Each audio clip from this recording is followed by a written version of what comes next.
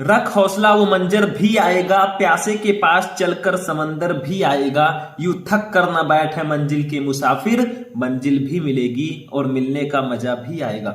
Hello students, welcome back to my channel Shubham lecturer. आज का ये वीडियो क्लास 12 हिंदी का सबसे इंपॉर्टेंट वीडियो है और यही लास्ट वीडियो है, क्योंकि बस आज इन प्रश्नों को पढ़कर जाना आपका 100 में 50 नंबर तो बिल्कुल पक्का हो जाएगा। क्योंकि इस वीडियो में मैं हिंदी का जो खंड खा है, ठीक है, खंड खा के जितने भी इंपॉर्टेंट क्वेश्चन है उसको मैं इस वीडियो में लेकर आया हूं। पूरा खंड खा मैं इस वीडियो में सॉल्व करवाऊंगा, ठीक है। तो अगर आपको भी इस बार 100 में यानी कि हिंदी में 100 में 95 प्लस लाना है तो बस आज इस वीडियो को देख लो, 100 में 95 प्लस आप लेकर आएंगे, क्योंकि आप बोर्ड परीक्षा देने जा रहे हैं और ये बहुत ही इंपॉर्टेंट वीडियो है, ठीक है। तो क्लास 12 हिंदी व्याकरण 50 नंबर बिल्कुल पक्का, जो व्याकरण 50 नंबर का आता है वो मैं इस वीडियो में बिल्कुल क्लियर कराने वाला हूं। तो बस आज दिन ये वीडियो देख लो, शाम को आपको बोर्ड एग्जाम देना है तो खंड खा का पूरा सॉल्यूशन मैं इस वीडियो में लेकर आया हूं।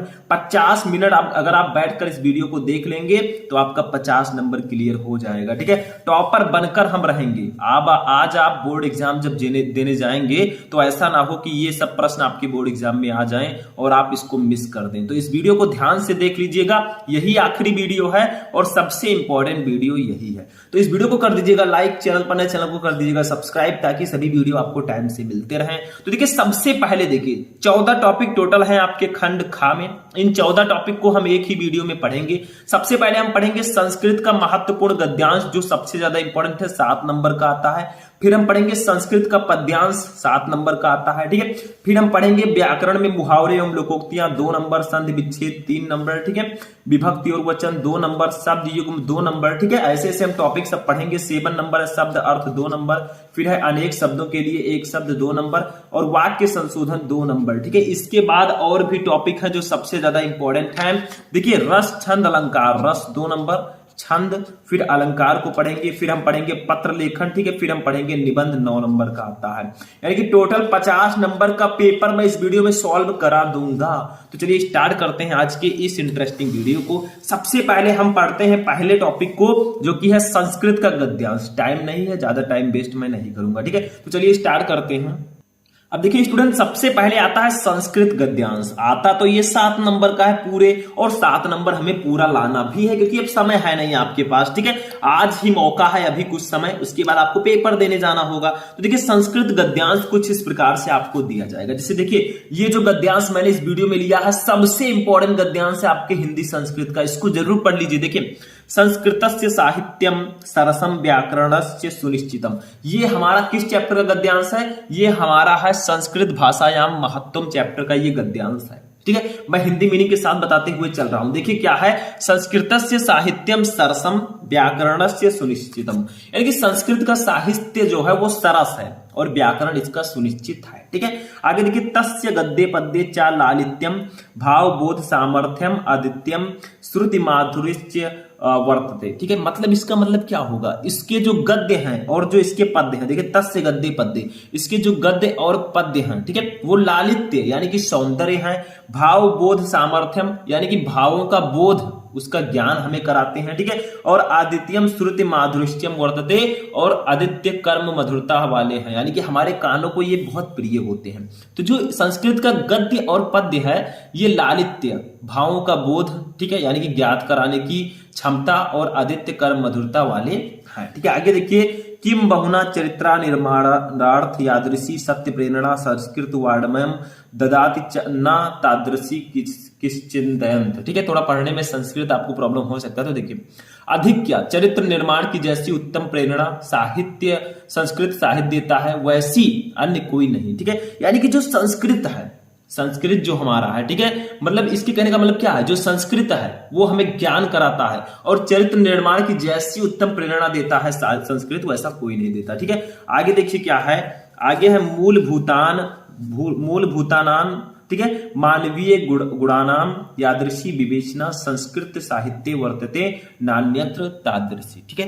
इसका मतलब क्या होगा, यानी कि मूलभूत मानवीय गुणों का जैसा विवेचन संस्कृत साहित्य में मिलता है, वैसा अन्य कहीं नहीं, ठीक है। आगे देखिए, दया दानम शौचम औदार्यम अनसूया क्षमा अन्य चाणको गुणा अस्य साहित्यस्य अनुशीलनेन सज्जायन्ते। ठीक है, इसका मतलब क्या होगा, देखिए क्या क्या कहा जा रहा है। दान, ठीक है, क्या लिखा, दया, दान, पवित्रता, शौचम का मतलब होता है पवित्रता, ठीक है, औदार्यम का मतलब होता है उदारता, अनुसूया का मतलब होता है ईश्वरिया, ठीक है, और क्षमा का मतलब होता है क्षमा, अन्य चाणको गुणा, और ये सब जो अनेक गुण हैं, ठीक है, ये सब जो अनेक गुण है, अस्य साहित्यस्य अनुशीलनेन सज्जायन्ते, वो क्या करते हैं, वो इनके साहित्य के अनुशीलन से मनुष्यों में उत्पन्न होते हैं। ठीक है, तो यानी कि क्या कहा जा रहा है यहाँ पर, दया, दान, पवित्रता, उदारता, ईर्ष्या रहित होना, क्षमा तथा अन्य अनेक गुण इसके साहित्य के अनुशीलन से उत्पन्न होते हैं। ठीक है, मनुष्य में उत्पन्न होते हैं।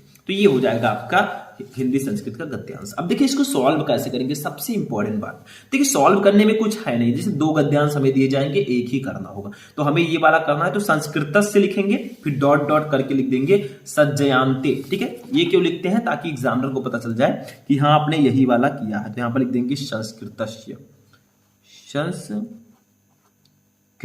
ठीक है, जब आप सॉल्व करें प्रश्नोत्तर संख्या लिखिए, फिर ऐसे आपको लिख देना है। देखिए अब इसके बाद में हम लोग लिखेंगे जो लास्ट वाला था, सज्जयन्ते, सज्जयन्ते। ठीक है, ये हमने लिख दिया। ठीक है, ये ऐसे आपको लिखना, इससे होगा क्या, इससे एग्जामिनर को पता चल जाएगा हाँ आपने यही वाला जो गद्यांश है वो किया है।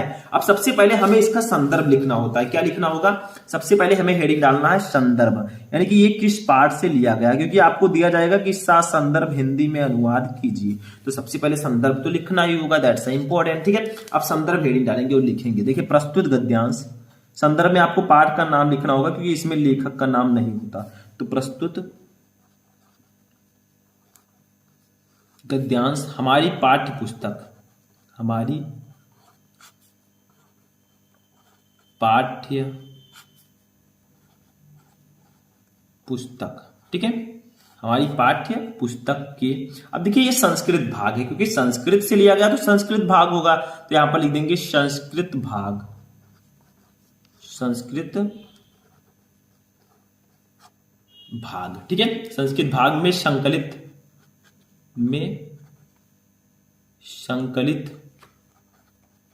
अब लिखेंगे हम पाठ का नाम, ये भी ब्लैक से लिखेंगे। क्या लिखेंगे, संस्कृत भाषाया, संस्कृत भाषाया महत्वम। ठीक है, महत्वम ऐसे हम कर देंगे इन्वर्टेड कामा के अंदर, नामक पाठ से अवतरित है, नामक पाठ से अवतरित है, अवतरित है। ठीक है, तो ऐसे लिख देंगे कि प्रस्तुत गद्यांश हमारी पाठ्य पुस्तक के संस्कृत भाग में संकलित संस्कृत भाषा या महत्तम पाठ से अवतरित है, नामक पाठ से अवतरित है। बस संदर्भ हो गया। अब हम हिंदी अनुवाद लिखेंगे जो मैंने बताया था अभी आपको। देखिए संस्कृत का साहित्य सरस तथा व्याकरण सुनिश्चित है, उसके गद्य एवं पद्य में लालित्य, भाव, अभिव्यक्ति की सामर्थ्य और अनुपम श्रुति माधुर्य है। अधिक क्या कहें, चरित्र निर्माण की जैसी अच्छी प्रेरणा संस्कृत साहित्य देता है वैसी कोई अन्य साहित्य नहीं देता है। मूलभूत मानवीय गुणों की जैसी विवेचना संस्कृत साहित्य में है वैसी अन्यत्र में नहीं है। दया, दान, पवित्रता, उदारता, ईर्ष्या न करना, क्षमा तथा अन्य अनेक गुण इस साहित्य के अध्ययन से उत्पन्न होते हैं। बस हो गया, ऐसे आपको लिख देना है, तो कुछ करना नहीं होता गद्यांश में। हमें पहले संदर्भ लिखना है, फिर अनुवाद, हिंदी अनुवाद लिख देना है। 2-3 चैप्टर मैंने बताया था इसमें इंपॉर्टेंट है, संस्कृत भाषा या महत्तम, महामना मालवीय, और एक और चैप्टर है उसका नाम क्या है बताइए, संस्कृत भाषा या महत्तम, महामना मालवीय, और एक चैप्टर है पंचशील सिद्धांत, उसको भी नोट कर लीजिएगा। ठीक है, तो गद्यांश हमारा हो गया। 7 नंबर आपका ऐसे ही क्लियर हो जाएगा, फ्री में रखा है, बस जाओ ले लो, काम खत्म। ठीक है, ये समझ में आ गया, समझ लीजिए, बार बार मौका नहीं मिलेगा। चलिए आगे देखते हैं पद्यांश को। अब चलिए स्टूडेंट पढ़ते हैं संस्कृत पद्यांश को, ये भी 7 नंबर का आता है। ठीक है, क्योंकि खंड खा में हमारा जो होता है वो संस्कृत का गद्यांश, पद्यांश, हिंदी व्याकरण के क्वेश्चन ये सब होते हैं। तो देखिए इसमें मैंने सुभाषित रत्नावली चैप्टर का एक पद्यांश ले रखा है। अगर आप बोर्ड एग्जाम देने जा रहे हैं और सुभाषित रत्नावली चैप्टर के श्लोक नहीं पढ़े हैं तो समझ लीजिए आपकी तैयारी बेकार है, अधूरी है। क्योंकि उसी चैप्टर से पद्यांश आते हैं। देखिए क्या है इसमें, एक मैंने लिया है, देखिए ऋषयो राक्षसी माहु वाच मत्य दृप्तयो सा योनि सर्व वैराणाम सा ही लोकस्य निर्णिस्ति। ठीक है, थोड़ा पढ़ने में प्रॉब्लम्स है हमें, ठीक है, क्योंकि संस्कृत में उतना ज्यादा पढ़ने में थोड़ा होता है। तो देखिए ऋषयो राक्षसी माहु वाच मुमत्य दृप्तयो सा योनि सर्व वैराणाम शाही लोकस्य निर्दत्ते। ठीक है, तो इसका मतलब क्या होगा, देखिए ऋषयो राक्षसी माहु वाच मुमत्य दृप्तयो, यानी कि ऋषियों ने उन्मत्त तथा अहंकारी लोगों की बाड़ी को राक्षसी बाड़ी कहा है। उन्होंने कहा है कि अगर अहंकारी लोग, यानी कि अहंकारी लोग जो होते हैं उनकी बाड़ी जो होती है, उनकी जो बोली होती है वो राक्षसों की बोली मानी जाती है। ठीक है, सा योनि सर्व वैराणाम साही लोकस्य निर्णय। ठीक है, इसका मतलब जो सभी प्रकार के बैरों को जन्म देने वाली एवं संसार की विपत्ति का हेतु होती है। यानी कि जो अहंकारी लोगों की बाड़ी होती है, उन्मत्त और जो अहंकारी लोगों की बाड़ी होती है वो राक्षसी बाड़ी उसको कहा जाता है। वो राक्षस की समझ लीजिए बाड़ी होती है और वो बाड़ी सभी प्रकार के बैरों को जन्म देती है और विपत्ति का हेतु होती है, व्यक्ति का घर होती है। ठीक है, तो यहां पर इसमें भी हम सबसे पहले क्या लिखेंगे, वही सेम प्रोसेस, ऐसे ऋषयो लिख देंगे। आपको पहले क्या डालना होगा, प्रश्नोत्तर संख्या, फिर ऐसे लिख देना है ऋषयो, फिर डॉट डॉट कर दीजिए ऐसे। ठीक है, ये हमने कर दिया और रात में लास्ट में लिख देंगे निर्णति। ठीक है, ऐसे ये देखिए हमने लिख दिया, हो गया काम। ठीक है, हो गया। ठीक है, अब हेडिंग डालेंगे एक प्यारा सा सुंदर सा संदर्भ, यानी कि ये किस पार्ट से लिया गया है इसको लिख देंगे ऐसे लिखकर बढ़िया से। तो संदर्भ हमने हेडिंग डाल दिया। ठीक है, उसके बाद में देखिए अब हम लिखेंगे संदर्भ को। तो सेम प्रोसेस है, इसमें लिखेंगे प्रस्तुत पद्यांश, प्रस्तुत पद्यांश, या आप लिख सकते हैं प्रस्तुत श्लोक भी लिख सकते हैं। ठीक है, तो प्रस्तुत पद्यांश हमारी पाठ्य पुस्तक, हमारी पाठ्य पुस्तक, ठीक है, के संस्कृत भाग के। अब भैया संस्कृत भाग आपको वैसे लिखना जैसे उसमें लिखा था ब्लैक से अच्छे से प्यारा सा, तो संस्कृत भाग। ठीक है, ये हमने लिख दिया संस्कृत भाग में संकलित, में संकलित। ठीक है, संकलित। अब आपको लिखना है चैप्टर का नाम। अब भैया ये सबसे इंपॉर्टेंट चैप्टर सुभाषित रत्नानी, सुभाषित रत्नानी। ठीक है, ये हमारे चैप्टर का नाम है, तो ऐसे हम लिख देंगे सुभाषित रत्नानी। ठीक है, नामक पाठ से अवतरित है, बस हो गया, नामक पाठ से अवतरित है, अवतरित है। ठीक है, तो संदर्भ कैसे लिखेंगे, देखिए प्रस्तुत पद्यांश हमारी पाठ्य पुस्तक के संस्कृत भाग में संकलित सुभाषित रत्नानी नामक पाठ से अवतरित है। बस सिंपल सा है, इसमें कुछ है ही नहीं, एकदम फ्री में नंबर आपके होते हैं।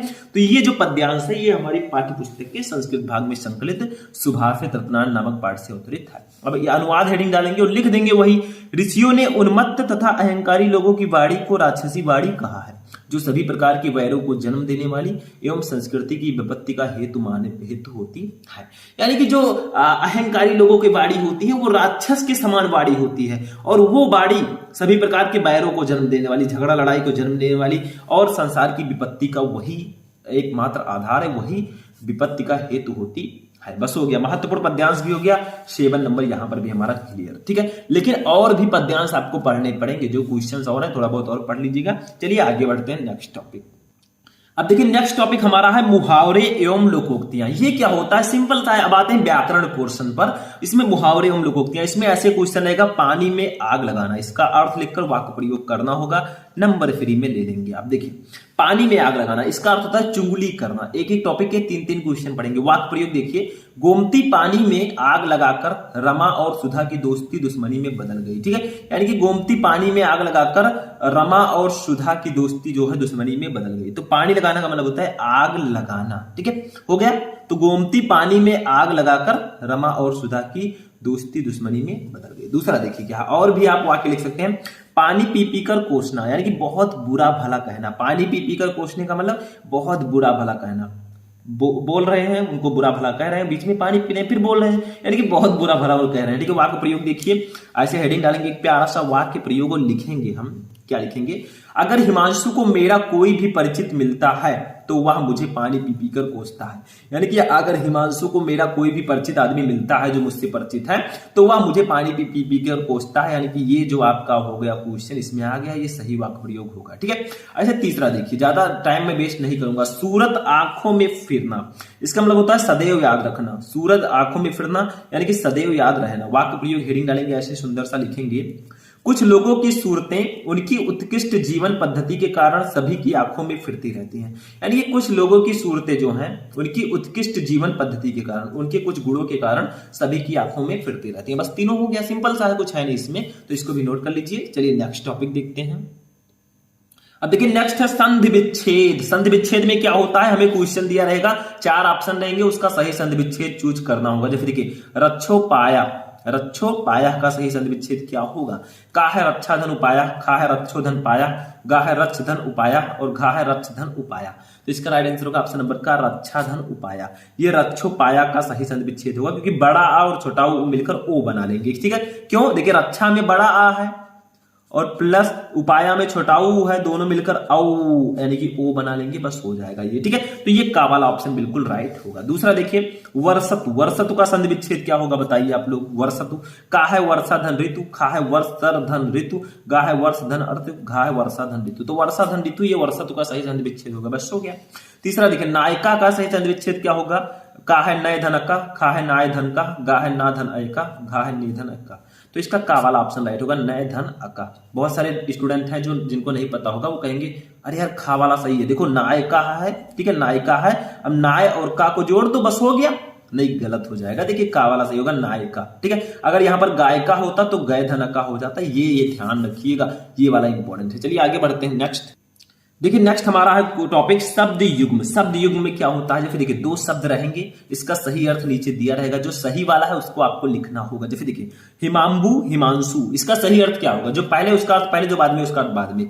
का है गीत और हिमालय, खा है ओस और हिमखंड, गा है शीतल जल और चंद्रमा, घा है शरद और चंद्रमा। तो इसका राइट आंसर हो जाएगा ऑप्शन नंबर का शीतल जल और चंद्रमा। हिमांबु का मतलब होगा शीतल जल, हिमांशु का मतलब चंद्रमा। तो ये गा वाला ऑप्शन आपका बिल्कुल सही होगा। दूसरा देखिए श्रवण, श्रवण लिख दीजिए, सरवा, इसको वा कर दीजिए। ठीक है, क्या कर देंगे? वाह। श्रवण और श्रवण, इसका सही आंसर क्या होगा? देखिए का है पाप और पुण्य, खा है सज्जन और दुर्जन, गा है कान और भिक्षु, घा है सावन और परिश्रमी। तो इसका राइट आंसर हो जाएगा ऑप्शन नंबर का कान और भिक्षु। देखिए श्रवण का मतलब होता है कान और श्रवण का मतलब होता है भिक्षु, तो कान और भिक्षु इसका राइट आंसर होगा। ठीक है, नेक्स्ट देखिए तीसरा अचार आचार, इसको आचार कर दीजिएगा, आचार नहीं रहेगा, आचार। ठीक है, तो अचार और आचार का सही आंसर क्या होगा? का है बुरा आचरण और अच्छा, खा है मुरब्बा और आचरण, गा है स्थिर और चल, घा है आम और चारा। तो इसका कौन सा ऑप्शन सही होगा? खा वाला ऑप्शन सही होगा, मुरब्बा और आचरण। देखिए अचार का मतलब होता है मुरब्बा जो हम लोग खाते हैं कभी कभी,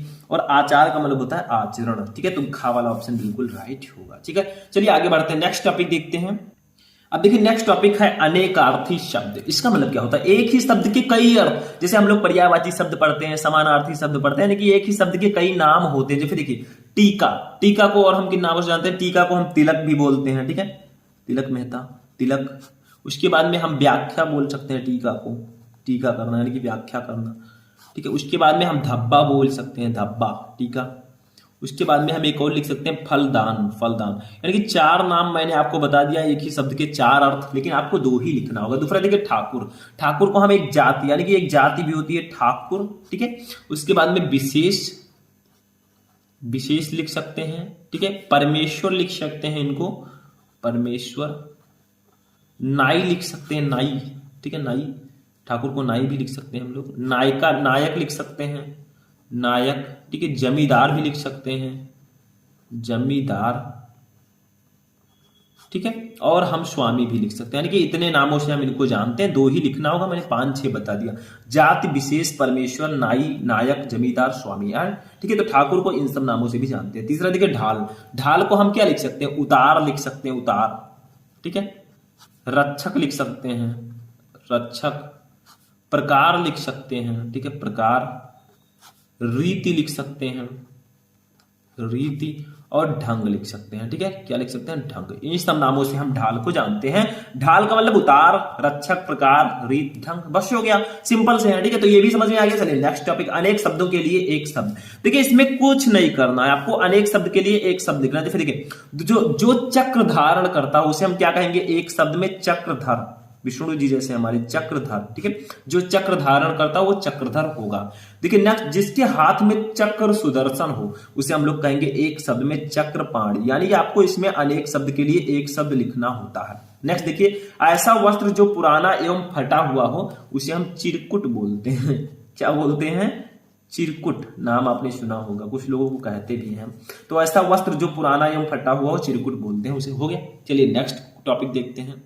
अब देखिए नेक्स्ट टॉपिक है वाक्य संशोधन। वाक्य संशोधन का मतलब वाक्य में गलती है उसको सही कीजिए। वाक्य संशोधन, संशोधन नाम सुनकर आप समझ गए होंगे कि कुछ गलतियां होंगी उसको सही करना होगा। जैसे देखिए, तेरे को क्या चाहिए। देखिए ये कैसा शब्द है, तेरे को क्या चाहिए, टपोरी वाला लग रहा है ना। तो तुझे क्या चाहिए इस प्रकार से लिखेंगे, या तुम्हें क्या चाहिए, तुझे क्या चाहिए, क्या चाहिए। अब ये सही होगा, तेरे को नहीं रहेगा, बोलने से ही आपको गलती मिल जाएगी।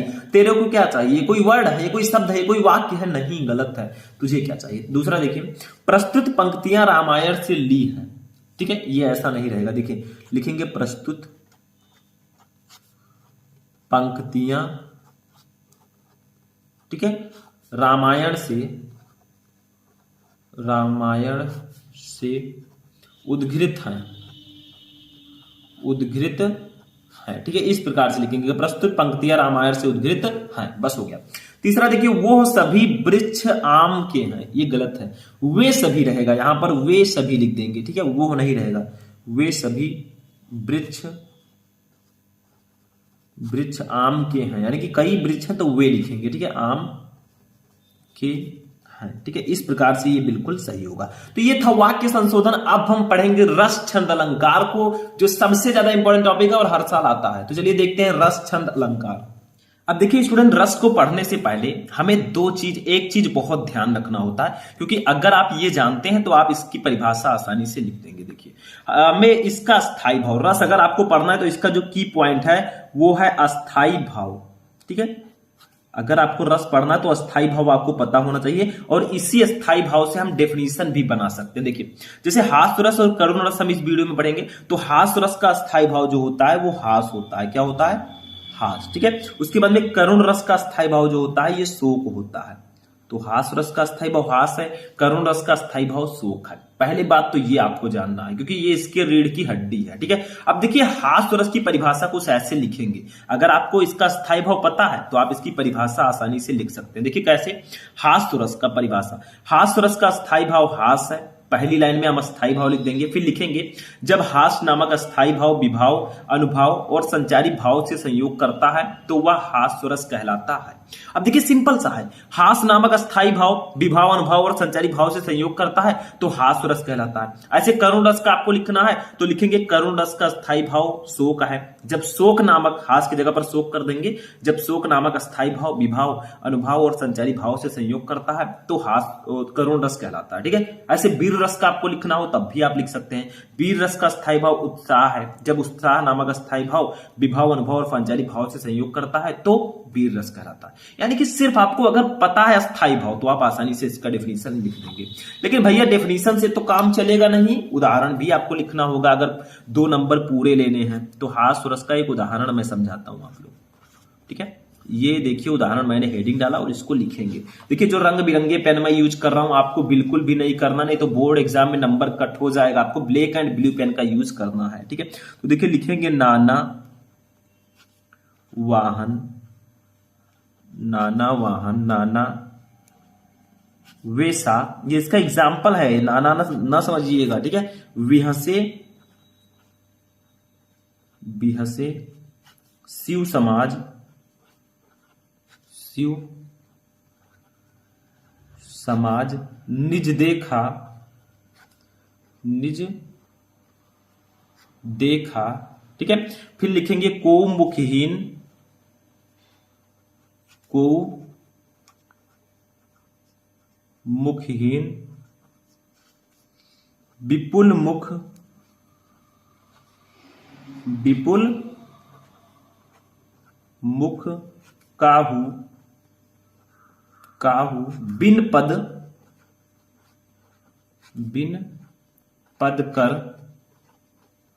कर को बहुपद बाहु, यहां पर लिख देंगे बहुपद,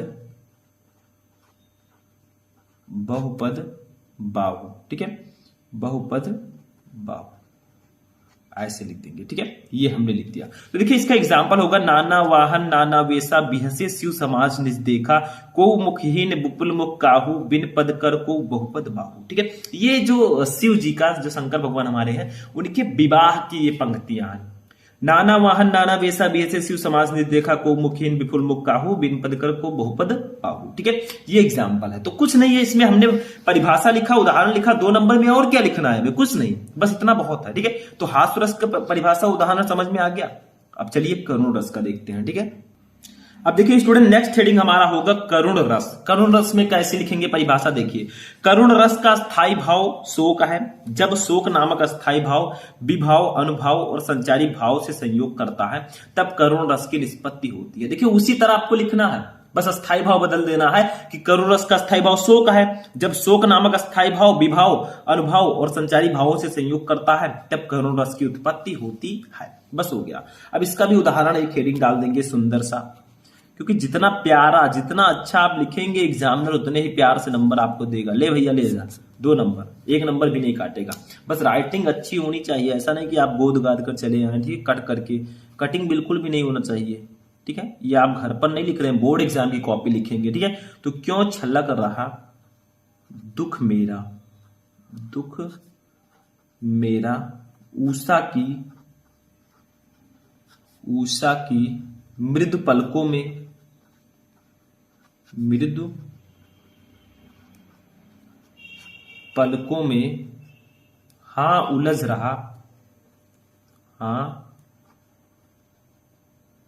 उलझ, ठीक है, ऐसे लिखेंगे, हाँ उलझ रहा सुख मेरा, सुख मेरा संध्या की,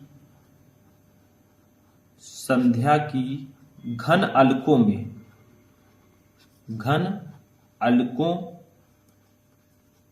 में, ठीक है। तो देखिए कैसा लिखा मैंने, क्यों उलझ, क्यों छलक रहा दुख मेरा उषा की मृदु पलकों में, हाँ उलझ रहा सुख मेरा संध्या की घन अलकों में। देखिए जैसे मैंने लिखा है ऐसे ही आपको भी लिखना है, प्यारा सा सुंदर सा। मेरी राइटिंग कम सही है, आपकी राइटिंग और अच्छी होगी, आप और अच्छे से लिखिए, खुद को अच्छा प्रेजेंट कीजिए, ठीक है, क्योंकि आप बोर्ड एग्जाम की कॉपी लिख रहे हैं, कोई खेल नहीं है। तो ऐसे लिखेंगे, आपको 2 नंबर पूरा एग्जामिनर देगा।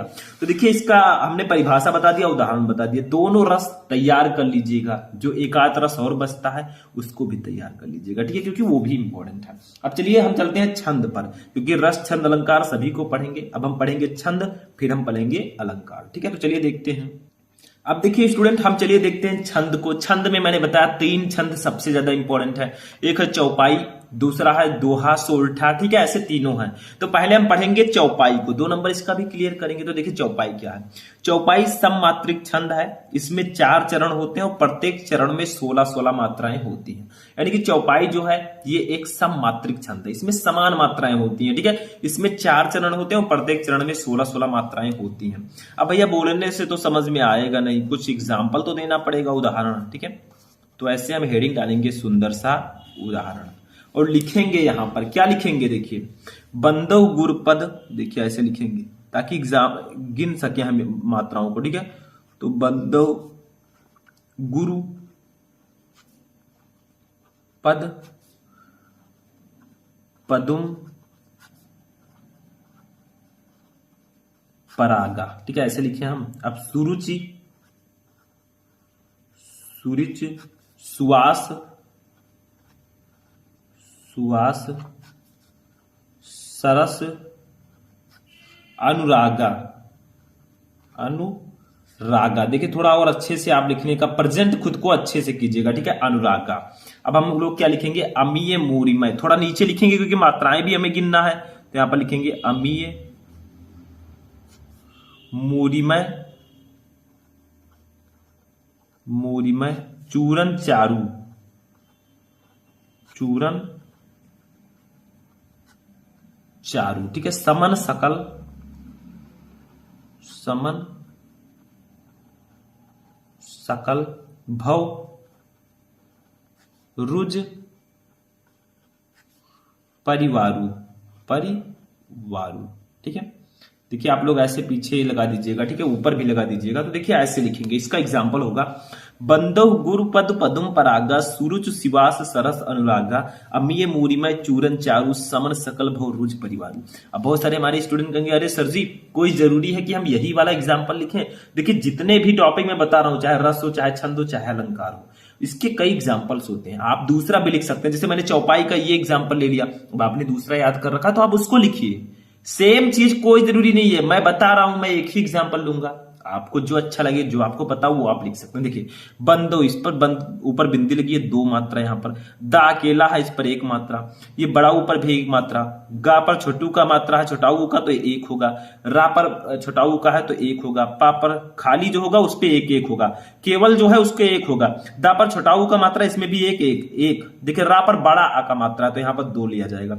गा पर भी 2 लिया जाएगा। तो देखिए कितने हैं, हर चरण में 16 मात्रा होगी। तो देखिए 2, 1, 3, 1, 4, 1, 5, 1, 6, 1, 7, 1, 8, 1, 9, 1, 10, 11, 12, 2, 14, 2, 16, ठीक है। इसमें देखिए 1, 1, 2, 1, 3, 1, 4, 2, 6, 1, 7, 1, 8, 1, 9, 1, 10, 1, 11, 1, 12, 2, 14, 2, 16, ठीक है।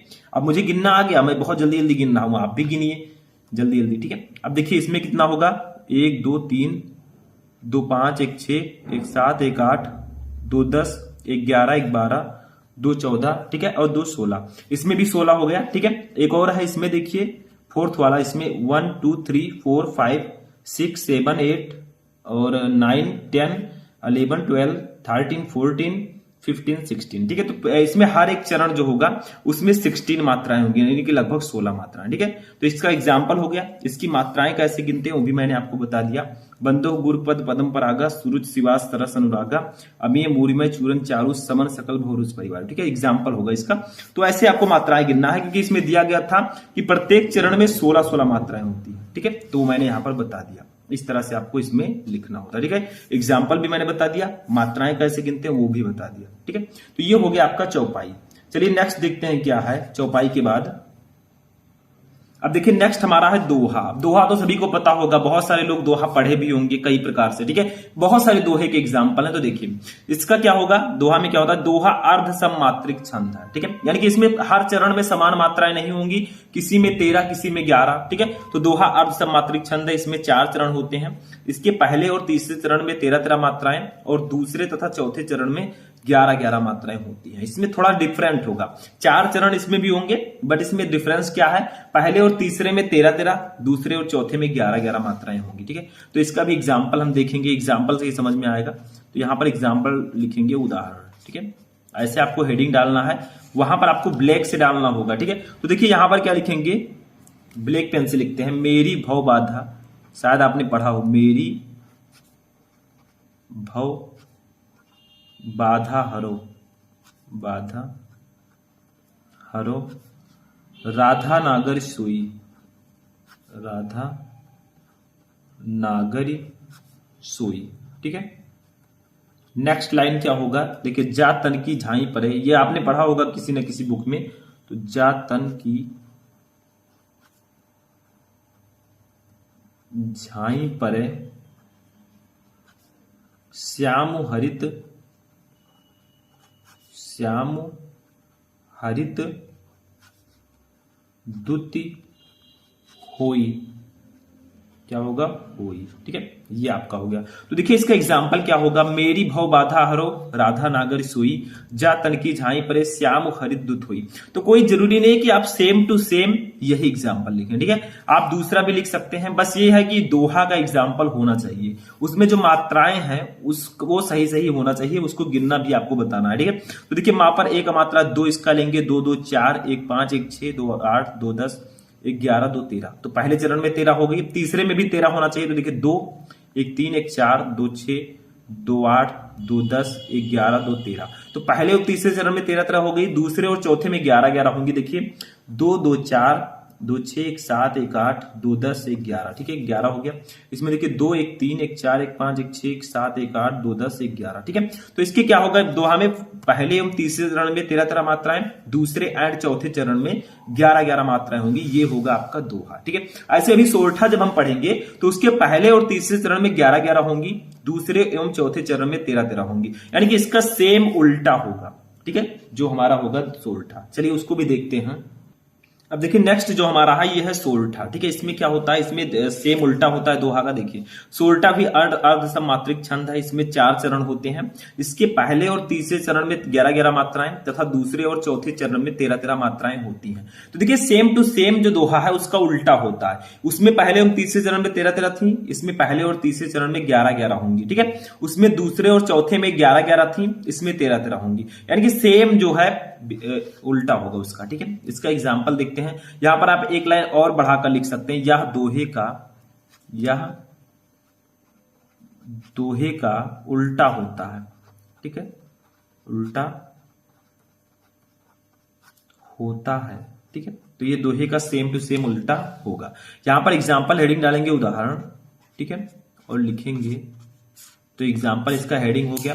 अब देखिए इसमें भी हम लिखेंगे एक मैंने जो मुझे लिखना है वो देखिए, आप बदल कर भी लिख सकते हैं, राम स्वरूप तुम्हार, ठीक है, तुम्हार बयन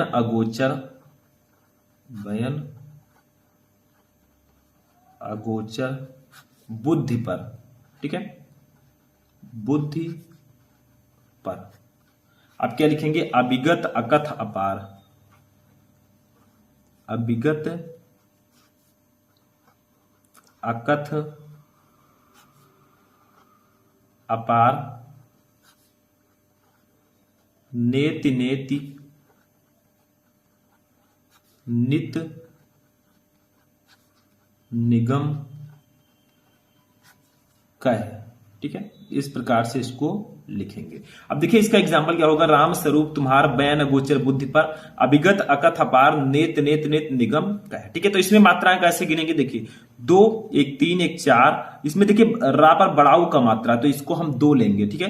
4 2 6 1 7 1 8 2 10 1 11, ठीक है। तो पहले चरण में 11 हो गए, तीसरे में भी 11 होंगे, 1 2 3 4 5 6 7 8 2 10 1 11, ठीक है। तो पहले हम तीसरे में 11 11 हो गई, दूसरे हम चौथे में 13 13 होंगी। देखिए 1 2 3 4 5 6 7 8 9 10 11 12, ठीक है। ये आपका हो गया 13, ठीक है। तो इसमें 13 हो गई, 1 2 3 4 2 6 1 7 1 8 2 10 1 11 1 12 1 13, ठीक है। और इसमें देखिए 2 1 3 2 5 1 6 1 7 1 8 1 9 1 10 1 11 1 12 1 13, ठीक है। तो इसमें क्या होगा, पहले हम तीसरे चरण में 11 11 होंगी, दूसरे हम चौथे चरण में 13 13 मात्राएं होंगी, ठीक है। तो ये आपका होगा सोरठा। तो ये दोहे का उल्टा होता है, इसमें भी कुछ नहीं है, बस आपको एग्जाम्पल्स याद रखना है और ये याद रखना है कि किसमें कितना होता है, नहीं तो आप उल्टा लिख दें, दोहा में पहले हम तीसरे चरण में 13 13 11 11 लिख दें, ठीक है। तो ऐसा बिल्कुल नहीं करना है, इसमें जो मात्राएं हैं वो आपको सही सही पता होना चाहिए, ठीक है, नहीं तो आप उल्टा भी लिख सकते हैं। तो ये आपका हो जाएगा सोरठा, ठीक है। चलिए नेक्स्ट देखते हैं जो कि अलंकार। तो इसमें मैंने बताया था मैं आपको 3 बताऊंगा छंद में, दोहा सोरठा चौपाई, ठीक है, तीनों मैंने बता दिया। अब चलिए देखते हैं अलंकार में क्या क्या इंपॉर्टेंट है, क्योंकि तीनों को हमें पढ़ना है, 4 नंबर आपका क्लियर हो चुका है। चलिए अलंकार देखते हैं। तो देखिए यहां पर हेडिंग डालेंगे अलंकार, ठीक है। इसमें क्या इंपॉर्टेंट है, तो सबसे पहला मैंने 4 आपको बताया था, अनुप्रास यमक रूपक उपमा, ठीक है। तो इसमें सबसे पहले हम पढ़ेंगे अनुप्रास अलंकार। इसको तो आप बहुत पहले से ही पढ़ते आ रहे हैं, ठीक है। अनुप्रास अलंकार क्या होता है, देखिए वह अलंकार जिसमें समान वर्णों की बार बार आवृत्ति हो, अनुप्रास अलंकार कहलाता है। यानी कि ऐसा अलंकार जिसमें जो समान वर्ण है, कोई भी वर्ण हो, जैसे चा हो या फा हो, ठीक है, उसकी बार बार आवृत्ति हो, वो अनुप्रास अलंकार होगा। इसका एग्जाम्पल देखते हैं। तो यहां पर हेडिंग डालेंगे उदाहरण, ठीक है। इसमें हम क्या लिखेंगे, देखिए चारु चंद्र की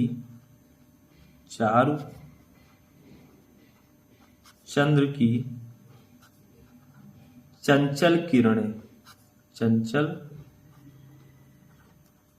किरणें खेल रही थी जलथल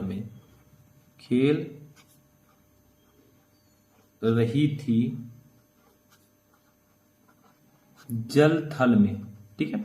इस प्रकार से इसका एग्जाम्पल ये हो जाएगा, ठीक है। अब इसका देखिए यहां पर स्पष्ट कैसे करें कि ये एग्जाम्पल जो है अनुप्रास अलंकार का है, तो यहां पर लिखेंगे स्पष्टीकरण, क्या लिखेंगे, एक हेडिंग डालेंगे स्पष्टीकरण। अलंकार में आप डाल देंगे स्पष्टीकरण, ज्यादा बेटर रहेगा। तो देखिए यहाँ पर एग्जांपल है, चारु चंद्र की चंचल किरणें खेल रही थी जल तल में। तो इस एग्जांपल में देखिए जो चा वर्ण है इसकी बार बार आवृत्ति हुई है, यानी कि यहाँ पर अनुप्रास अलंकार होगा।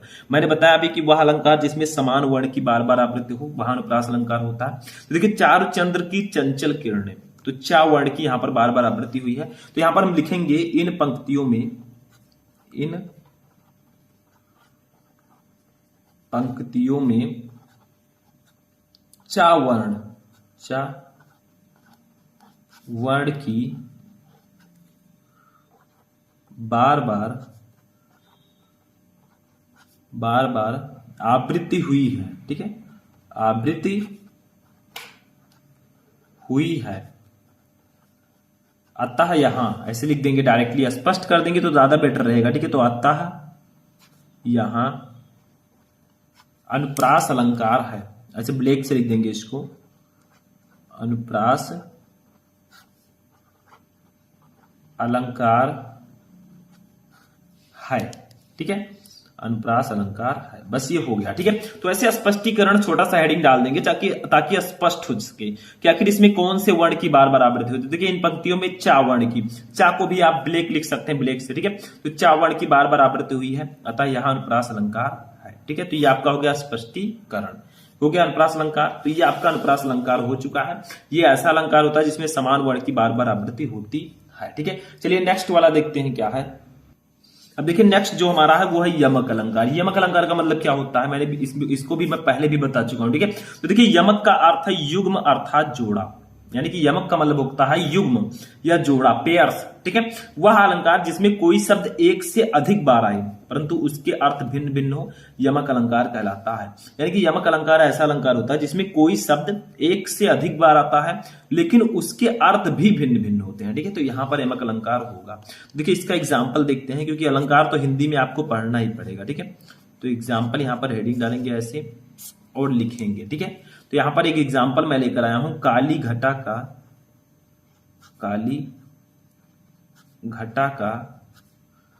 घमंड घटा।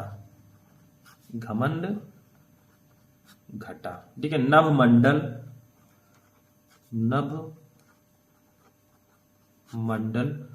तारक वृंद खिले। ठीक है, तो देखिए यहां पर एग्जाम्पल क्या होगा, काली घटा का घमंड घटा, नभ मंडल तारक वृंद खिले। तो इसमें कौन सा अलंकार है, देखिए मैंने बताया कि यमक अलंकार ऐसा अलंकार है जिसमें कोई शब्द एक से अधिक बार आए और उसके अर्थ भी भिन्न भिन्न हो। जैसे देखिए यहां पर घटा शब्द 2 बार आया, तो एक घटा का मतलब है बादल और दूसरे घटा का मतलब है घट गया या कम हो गया। ठीक है, तो काली घटा का घमंड घटा, यानी कि काले बादल का घमंड घट गया। ठीक है, तो यहां पर इसका एग्जाम्पल हो गया। आप स्पष्टीकरण एक हेडिंग डालेंगे, क्योंकि स्पष्टीकरण लिख देंगे तो थोड़ा स्पष्ट हो जाएगा। ठीक है, इसमें आपको स्पष्ट भी करना होता है, तो यहां पर हेडिंग डालेंगे स्पष्टीकरण। ठीक है, और लिखेंगे इस उदाहरण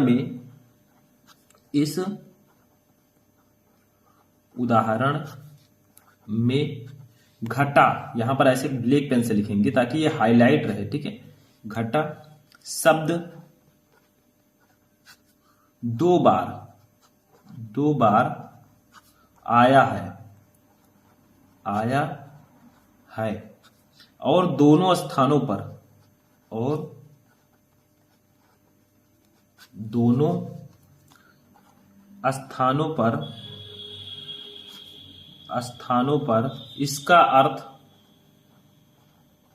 इसका अर्थ भिन्न भिन्न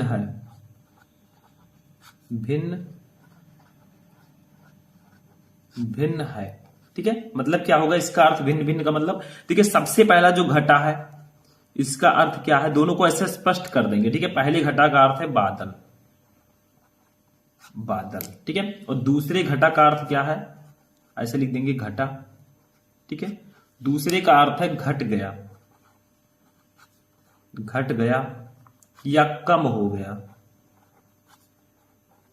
गया।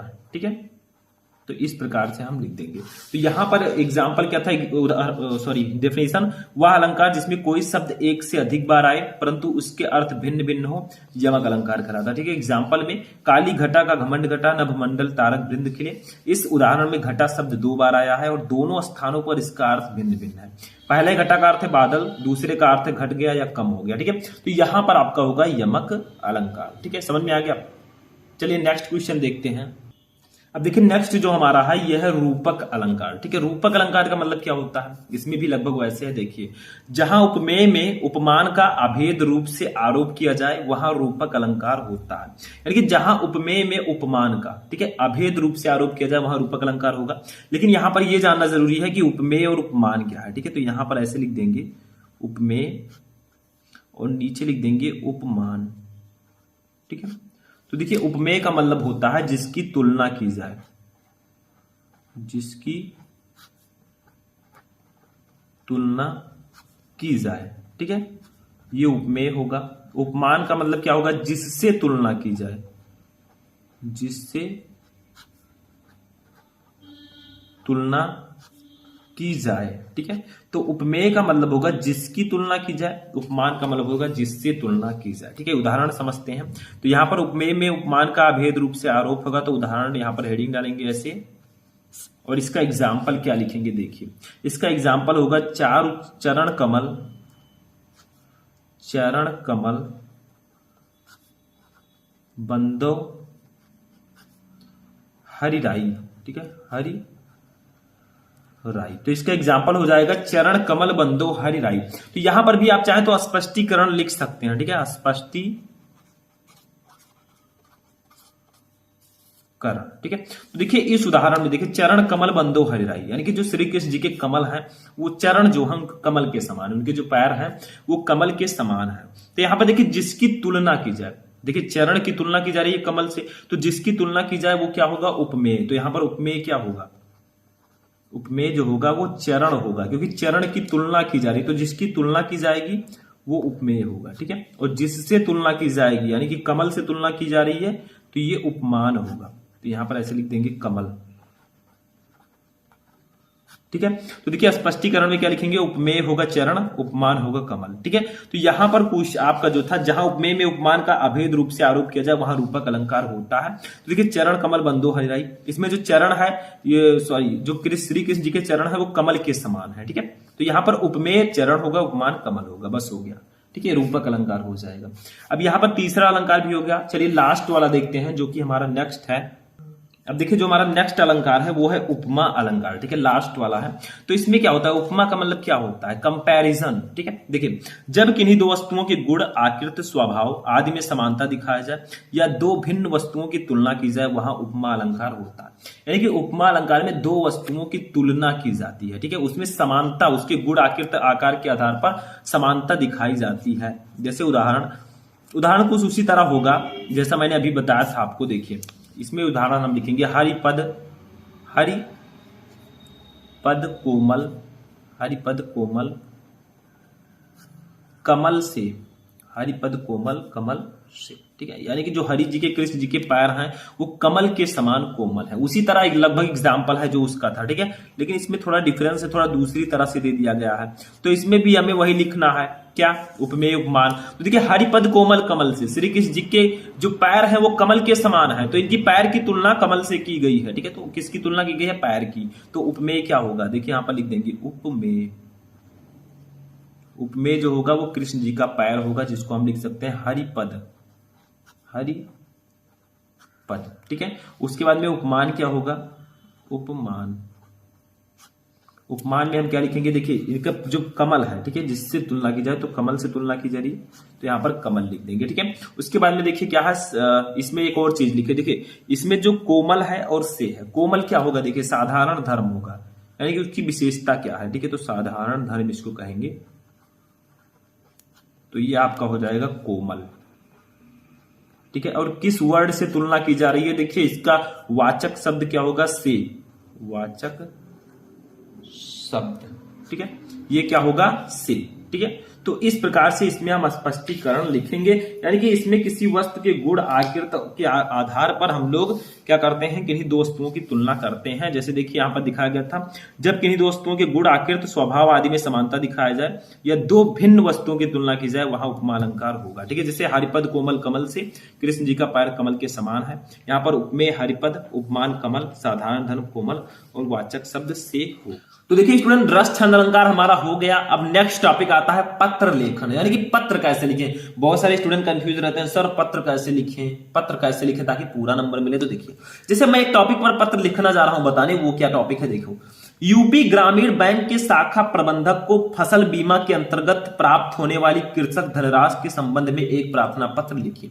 यानी कि यूपी ग्रामीण बैंक जो है, इसके शाखा प्रबंधक को फसल बीमा के अंतर्गत प्राप्त होने वाली कृषक धनराशि के संबंध में एक प्रार्थना पत्र लिखिए। तो चलिए कैसे लिखते हैं ये देखिए। पहले इस प्रकार से पत्र लिखेंगे। सबसे पहले हम लिखेंगे सेवा में, ठीक है, पहले उनको थोड़ा संबोधित करेंगे सेवा में, फिर लिखेंगे कि किसको हम पत्र लिख रहे हैं। जैसे हम लोग शाखा प्रबंधक को लिख रहे हैं तो लिखेंगे श्रीमान शाखा प्रबंधक। फिर कहां के हैं वो, तो यूपी ग्रामीण बैंक शहर शाखा मेरठ, ठीक है, जैसे मेरठ के हैं तो मेरठ आप लिख दीजिए। मतलब ये मैं डेमो बता रहा हूं, मैं मेरठ से नहीं हूं ऐसा मत सोचिएगा, और ना ही मेरठ का मेरा कोई संबंध है। तो यहां पर मतलब कुछ भी आप लिख सकते हैं जहां का दिया हो, या फिर अपने यहां का नाम भी लिख सकते हैं। जैसे हम गोंडा से हैं तो गोंडा भी लिख सकते हैं। सेवा में श्रीमान शाखा प्रबंधक यूपी ग्रामीण बैंक शहर शाखा गोंडा, ठीक है, कोई प्रॉब्लम नहीं। विषय देखिए फसल बीमा, विषय, फिर आपको विषय लिखना कि किस विषय पर आप पत्र लिखना चाहते हैं, आखिर आपका प्रॉब्लम क्या है, क्या विषय सब्जेक्ट क्या, उसको लिखिए। देखिए फसल बीमा के अंतर्गत कृषक धनराशि की प्राप्ति हेतु, ठीक है, ऐसे लिख देंगे। फिर लिखेंगे उनको संबोधित करते हुए महोदय। फिर अपने प्रॉब्लम को पूरी तरह यहां पर लिखेंगे। देखिए निवेदन यह है कि प्रार्थी ने अपना शाखा से अपनी 5 बीघे धान की फसल का बीमा करवाया था। इसकी पॉलिसी संख्या 1,26,796 तथा बीमा धनराशि 9,000 रुपए है। प्रार्थी की फसल पानी के अभाव, यानी कि बारिश का अभाव, नहर का सूख जाना व बिजली की किल्लत के कारण सूख गई, जिसके कारण उसे भारी नुकसान उठाना पड़ा है। फिलहाल प्रार्थी के सामने आर्थिक संकट उत्पन्न हो गया है। इस संबंध में संबंधित अधिकारियों को समय रहते सूचना दी जा चुकी है। अतः आपसे अनुरोध है कि जल्द से जल्द प्रार्थी को उसके फसली बीमे की धनराशि दिलाने की कृपा करें। धन्यवाद सहित दिनांक मत डालिएगा, प्रार्थी लिख दीजिएगा और राम दुलारे नहीं लिखिएगा। यहां पर आप लिख दीजिएगा काखागा, नाम नहीं लिखना। इस नाम को मैं हटा देता हूं या फिर आप हटा दीजिएगा। प्रार्थी लिखिएगा फिर काखागा, अपना नाम नहीं लिखना है, ठीक है, ऐसे लिख दीजिएगा। मेरठ या फिर कहीं जहां आप एड्रेस डालें उसको लिख देंगे, बस हो गया। तो इस प्रकार से पत्र लिखो, ले जाओ नंबर, सिंपल सा है। चलिए आगे बढ़ते हैं, नेक्स्ट टॉपिक देखते हैं। अब देखिए नेक्स्ट टॉपिक जो हमारा लास्ट टॉपिक होगा वो होगा मेरे स्टूडेंट निबंध। 9 नंबर का आता है तो हम ले लेंगे 9 नंबर, किसी को छोड़ेंगे नहीं। तो देखिए निबंध जब भी आप लिखें तो सबसे पहला हेडिंग प्रस्तावना, लास्ट हेडिंग उपसंहार होना चाहिए। और निबंध लिखते समय हेडिंग पर विशेष ध्यान देना। अगर हेडिंग गलती है तो सब गलत है, समझ लो, ठीक है। तो देखिए हम लिखेंगे सबसे इंपॉर्टेंट टॉपिक में निबंध, जो कि है विज्ञान वरदान या अभिशाप। ये निबंध बहुत ज्यादा इंपॉर्टेंट है, आप देख लीजिए प्रीवियस ईयर पेपर उठाकर, ये निबंध कई बार आ चुका है। तो प्रस्तावना सबसे पहला हेडिंग डालेंगे, ठीक है। फिर हम बीच में भी बहुत सारे हेडिंग डालेंगे, फिर लास्ट में हम लिखना होगा उपसंहार। तो देखिए आज का युग वैज्ञानिक चमत्कारों का युग है, थोड़ा बड़ा लिखना होता है निबंध, ठीक है, वैसे 9 नंबर नहीं मिलेंगे। देखिए मानव जीवन के प्रत्येक क्षेत्र में आज विज्ञान ने आश्चर्यजनक क्रांति ला दी है। मानव समाज की सारी गतिविधियां आज विज्ञान से परिचालित हैं। दुर्जय प्रकृति पर विजय प्राप्त कर आज विज्ञान मानव का भाग्य विधाता बन बैठा है। अज्ञात रहस्यों की खोज में उसने आकाश की ऊंचाइयों से लेकर पाताल की गहराइयों तक नाप दी है। उसने हमारे जीवन को सब और से इतना प्रभावित कर दिया है कि विज्ञान शून्य विश्व आज की कोई कल्पना नहीं कर सकता। यानी कि विज्ञान के बिना हम इस विश्व की कल्पना नहीं कर सकते। आज इतना ज्यादा विज्ञान हम पर हावी हो चुका है। आज ये आप वीडियो देख रहे हैं, आपके पास मोबाइल है, ये भी विज्ञान की ही देन है, ठीक है। तो ये सब चीजें हैं विज्ञान के बारे में, हमारा भाग्य विधाता वो बन बैठा है, ठीक है। तो ये सब ध्यान से लिखना है। 5 ऑप्शन आपके पास रहेंगे, 5 प्रकार के टॉपिक रहेंगे जिस पर आप निबंध लिखना चाहे लिख सकते हैं। अब देखिए दूसरा हेडिंग रहेगा विज्ञान वरदान के रूप में, क्योंकि हेडिंग था आपका विज्ञान वरदान या अभिशाप, तो विज्ञान वरदान के रूप में भी है और अभिशाप के रूप में भी। देखिए वरदान के रूप में कैसे है, आधुनिक मानव का संपूर्ण पर्यावरण विज्ञान के वरदानों के आलोक से आलोकित है। प्रातः जागरण से लेकर रात के सोने तक के सभी क्रियाकलाप विज्ञान द्वारा प्रदत्त साधनों के सहारे ही संचालित होते हैं।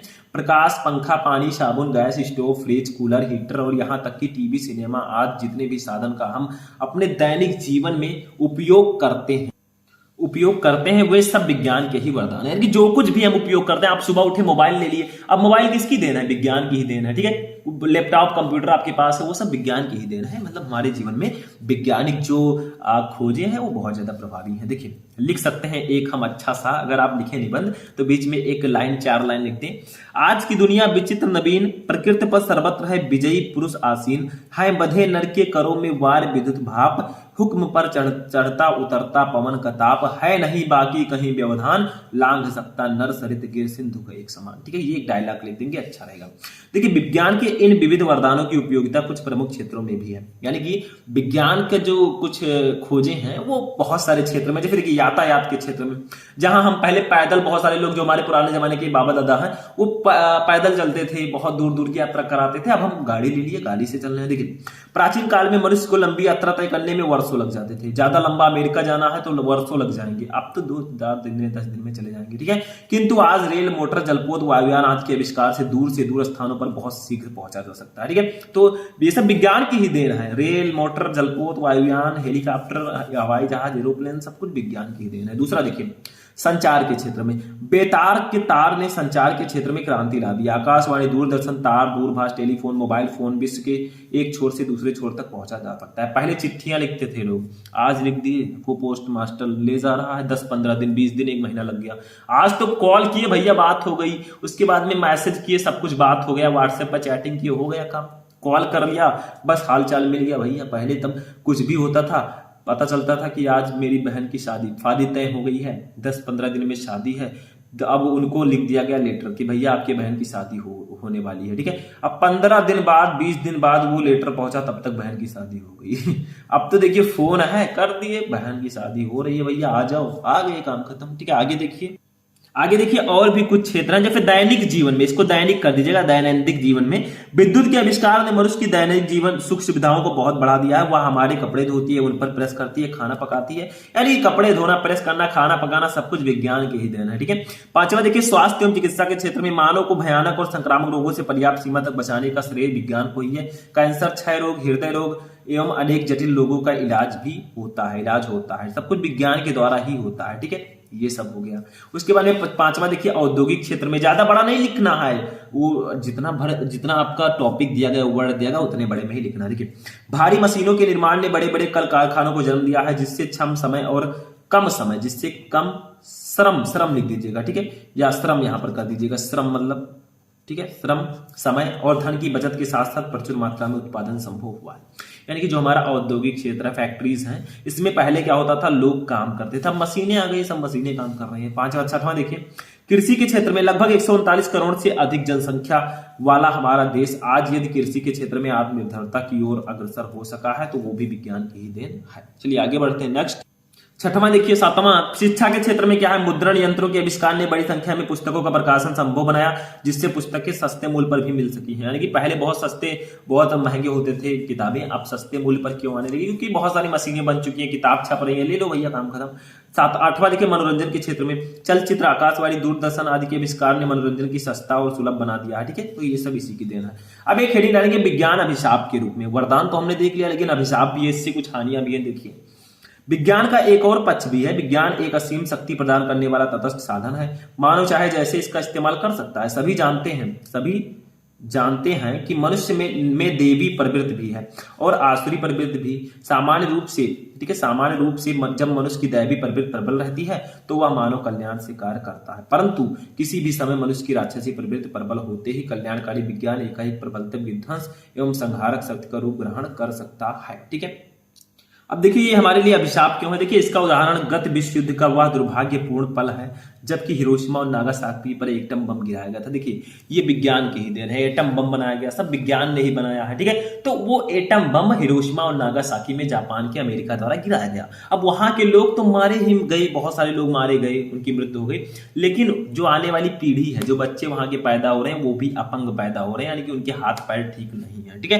तो कितना ज्यादा हानि है, क्योंकि देखिए एक बात याद रखिए, सावधान, मनुष्य यदि विज्ञान है तलवार तो इसे दे फेंक, तजकर मोह स्मृति के पार, खेल सकता तू नहीं ले हाथ में तलवार, काट लेगा अंग तीखी है बड़ी ये धार। ठीक है, यानी कि अगर विज्ञान तलवार भी है हमारे लिए, ये अगर इसका मिस यूज करोगे तो तुम्हारा हाथ भी काट लेगा। देखिए लाइट और इसका सबका आविष्कार किया गया, आज बहुत सारे लोग करंट लगने से उनकी मृत्यु हो जाती है, तो ये सब विज्ञान की ही देन है। उपसंहार में देखिए लास्ट इनिंग रहेगा उपसंहार। देखिए विज्ञान सचमुच तलवार है जिससे व्यक्ति आत्मरक्षा भी कर सकता है और अनाड़ीपन में अपना अंग भी काट सकता है। यानी कि आप विज्ञान एक तलवार मान सकते हैं, इससे आप अपनी रक्षा भी कर सकते हैं दूसरों से, और इससे आपके हाथ भी कट सकते हैं। ठीक है, इसमें दोष तलवार का नहीं, उसके प्रयोक्ता का है। विज्ञान ने मानव के सम्मुख असीमित विकास का मार्ग खोल दिया है, जिससे मनुष्य संसार से बेरोजगारी, भुखमरी, महामारी आदि को समूल नष्ट कर विश्व को अभूतपूर्व सुख समृद्धि की ओर ले जा सकता है।